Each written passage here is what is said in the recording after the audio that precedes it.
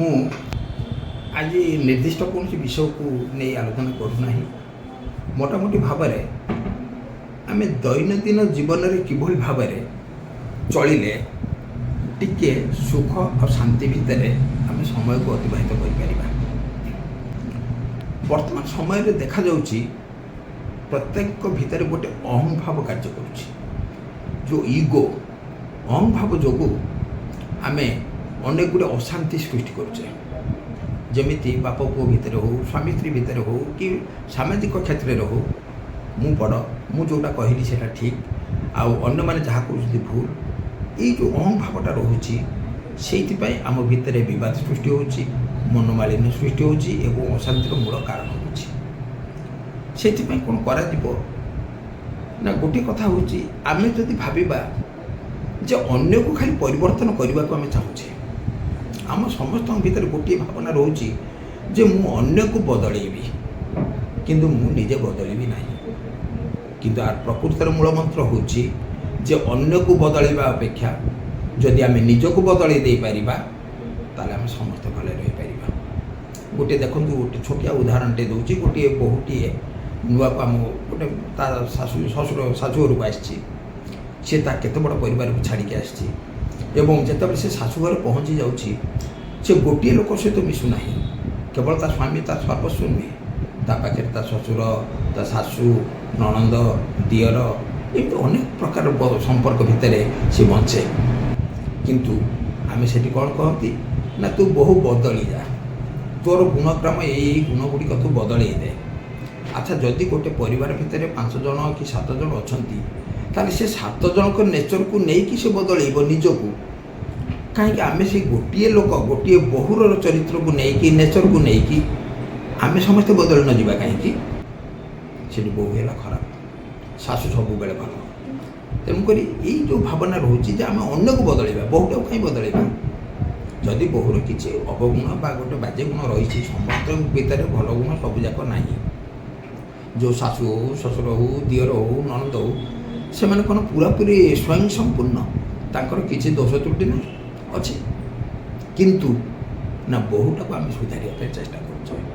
ସେଇ ହେଉଛି ଆମର ପାରିବାରିକ ଅଶାନ୍ତିର ଗୋଟିଏ ମୂଳ କାରଣ।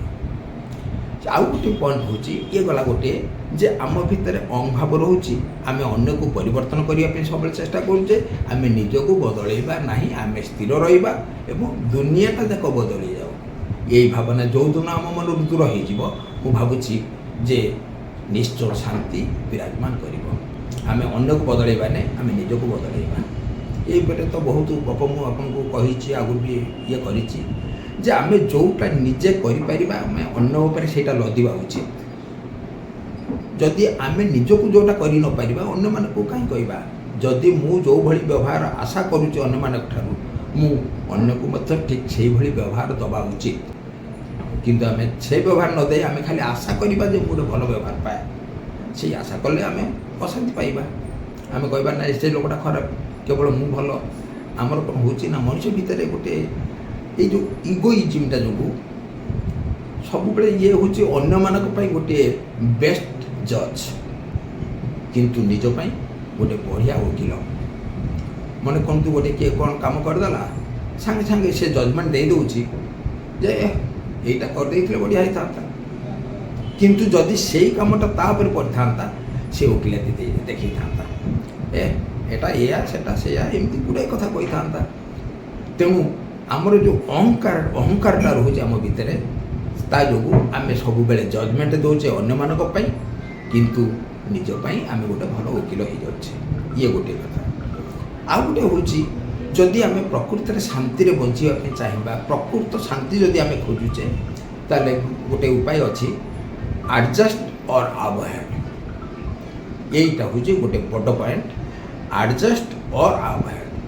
ଯଦି ଆପଣ କୌଣସି କଥାଟାକୁ ଆଭଏଡ଼ କରିଦେଇପାରିବେ, ସେ ଲୋକଟା ସହିତ ଆପଣଙ୍କର ମନୋମାଳିନ୍ୟ ହେଉଛି, ତାକୁ ମୁଁ ଆଭଏଡ଼ କରିଦେଲେ ଚଳିପାରିବି, ତାହେଲେ କିଛି ଅସୁବିଧା ନାହିଁ, ଆଭଏଡ଼ କରିଦିଅନ୍ତୁ।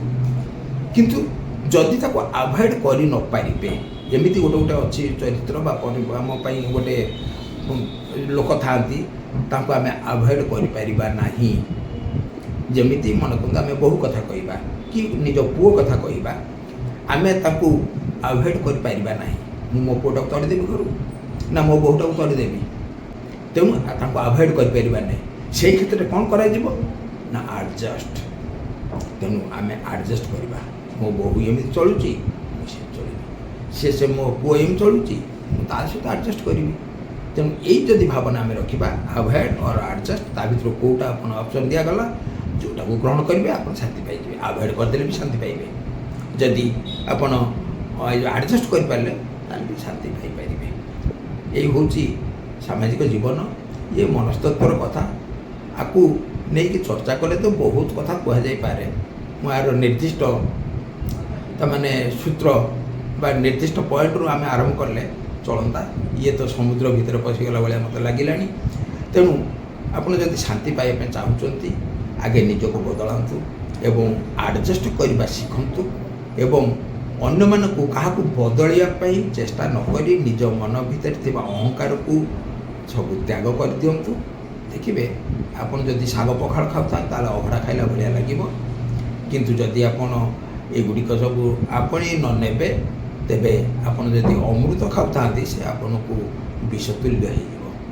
ତେଣୁ ଏହିସବୁ କଥା ଗୁଡ଼ିକୁ ଲକ୍ଷ୍ୟ ରଖି ଜୀବନଯାପନ କରନ୍ତୁ ଏବଂ ଶାନ୍ତିରେ ରୁହନ୍ତୁ। ସର୍ବେ ଭବନ୍ତୁ ସୁଖିନଃ, ସର୍ବେ ସନ୍ତୁ ନିରାମୟା।